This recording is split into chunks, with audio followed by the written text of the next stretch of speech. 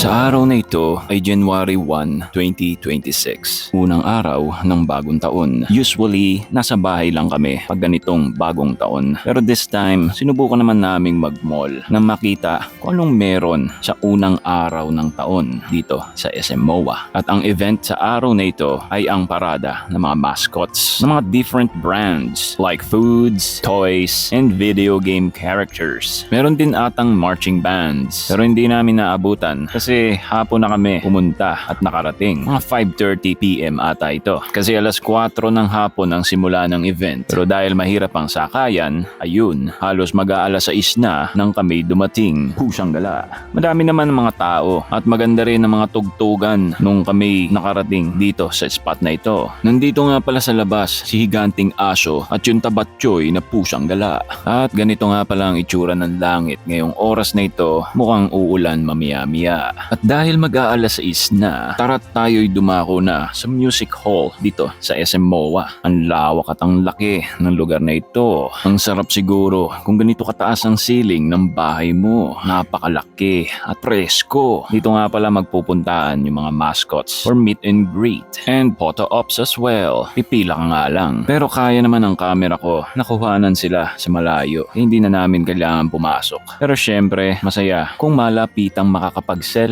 sa mga mascots. Nandito nga pala si Pulang Angry Bird, si Pikachu, mga teddy bears na hindi ko kilala, chipmunks na may moveset, maputlang empanada at ang magkapatid. It's me, Super Mario and Luigi. At meron ding mga cute na fur babies. Mascot na parang kilala ko pero hindi ko kilala. Mga dinosaurs at si Boy Hotdog at yung Botchog na Bounty Chicken. At nga pala, may nag-iikot ditong mga nakapula na namimigay ng mga laruan. At isa lang ako doon sa mga sinwerte na nakakuha na pwede ko na ring sabihing souvenir. At natapos na ang event na yon. Kaya't mag-iikot-ikot lang kami para maghanap ng pwedeng picturean. Tulad nitong higanting sorbetes at itong jumbo lechong baboy bago sumapit ang huling event ngayong gabi. Walang iba kundi yung magandang fireworks dito sa seaside. Kaso bago mag 7 PM ay bigla namang umulan. Pusang gala. Kaya tuloy walang music. Wala kang maririnig kundi putukan lang ng fireworks. Kasi usually may countdown nito. But this time hindi ko narinig. Hindi ko lang alam kung dahil dito sa pwesto namin ay hindi rinig yun. But anyway, ganda talagang manood ng mga fireworks display. Kahit saglit lang yun. Panira lang talaga itong ulan. So after nung fireworks, ikot-ikot lang kami dito sa seaside kahit umuulan para lang makapagpa-picture dito sa Christmas tree na ilang araw na lang ay maglalaho na. Yung makulay na fountain na lagi namang nandirito and the spot na may pagbati ng happy holidays. At naliligo na nga pala sina Giant Dogo at Pusang Gala. At nung tumila na ang ulan bago kami umuwi, kakain muna kami dito sa Taiwan resto na Du Xiaoye. Maganda ang ambience, malinis at hindi matao. Yan ang lagi kong hanap sa isang resto. At simple lang naman ang aming mga in-order.